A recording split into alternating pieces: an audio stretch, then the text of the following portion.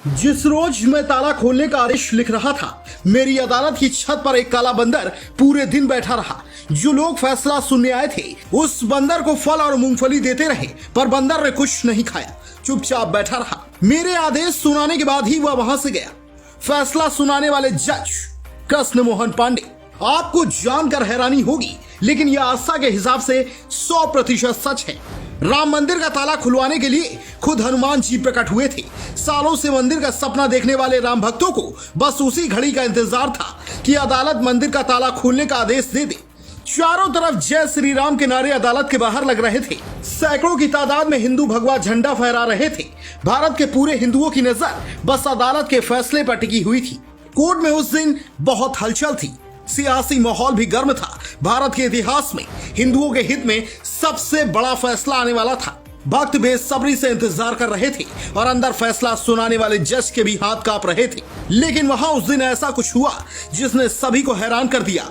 जितनी जल्दी थी राम भक्तों को फैसले की, उससे कहीं ज्यादा जल्दी फैसले का इंतजार कर रहा था वह काला बंदर। कोर्ट की सुनवाई सुबह में ही शुरू होकर चलती जा रही थी, लेकिन वह काला बंदर अदालत की छत पर बैठकर फैसले का इंतजार करता रहा। लोगों ने खाने के लिए मूंगफली और दूसरी चीजें दी, लेकिन उसने उन्हें हाथ तक नहीं लगाया। ऐसा लग रहा था मानो साक्षात हनुमान जी छत पर बैठकर फैसले का इंतजार कर रहे हों।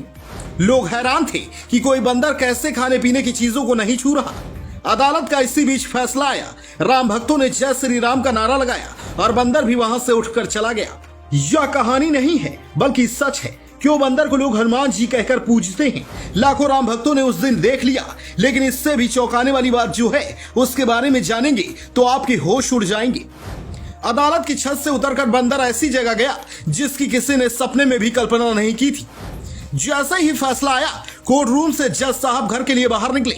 सनातन धर्म को मानने वाले जज कृष्ण मोहन पांडे की भी लोग जय जयकार कर रहे थे। भारी सुरक्षा के बीच उनको उनके आवास पर पहुंचाया गया। जज साहब उस दिन बहुत ही असमंजस की स्थिति में अपने घर के बरामदे में बैठकर चाय पी रहे थे, लेकिन तभी उनके होश उड़ गए। जो काला बंदर फैसला सुनाने के दौरान अदालत की छत पर बैठा था, वह सीधे जज के बरामदे में बैठा दिखाई दिया। जज भी हैरान थे कि आखिर इस बंदर को मेरे घर के बारे में कैसे पता। उन्होंने हाथ जोड़कर बंदर को प्रणाम किया, जिसके बाद वो वहां से चला गया।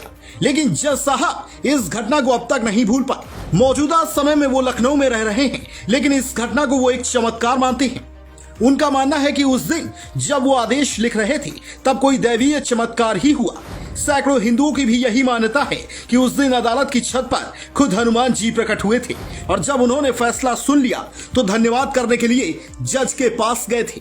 इसमें कोई दो राय नहीं है कि बीजेपी और संघ ने मिलकर हिंदुओं के सपने को साकार किया, लेकिन जिस तरह से फैसला सुनाने वाले जज का दावा है उसे दैवीय चमत्कार ही माना जाएगा।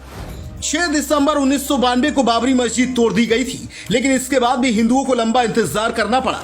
आज राम भक्तों के लिए भव्य श्री राम का मंदिर तैयार किया जा रहा है। उम्मीद है कि 2023 तक मंदिर को भक्तों के लिए खोल दिया जाएगा, लेकिन इसमें हिंदुओं के बलिदान को भी नहीं भूला जा सकता।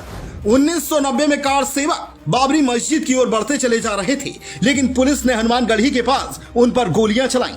तब उस समय यूपी के मुख्यमंत्री मुलायम सिंह यादव हुआ करते थे। मुलायम सिंह ने ही गोलियां चलाने का आदेश दिया था। पुलिस की अंधाधुंध फायरिंग में तब करीब 20 लोगों की मौत हुई थी। लेकिन यह तो बस सरकारी आंकड़ा है। इसीलिए कहा जाता है कि राम मंदिर बनवाने के लिए हिंदुओं के संघर्षों को कभी भूला नहीं जा सकता। राम मंदिर से जुड़ी आस्था की ये कहानी आपको कैसी लगी, कमेंट करके जरूर बताएं। साथ ही वीडियो को ज्यादा से ज्यादा शेयर करें। सूचना तंत्र, सिर्फ सच के साथ।